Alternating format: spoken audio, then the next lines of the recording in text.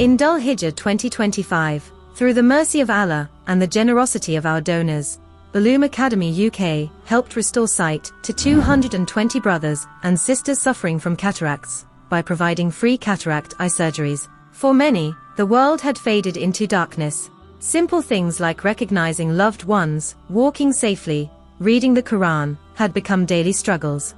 But because of your generous support and donations, their sight was restored, along with their independence, dignity, and hope.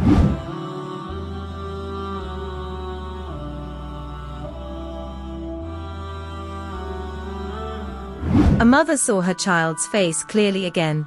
An elder reopened the mushaf after years of blurry vision. Fathers returned to work. Grandmothers walked without falling in their homes. This is the impact of your sadaqah, not just clearer vision, but renewed lives. We make sincere dua that Allah places countless barakah in your wealth and makes every moment of sight they now experience a source of ongoing reward for you. Through Ulum Academy UK, your generosity brought light back into hundreds of lives. May Allah accept it and keep us sincere.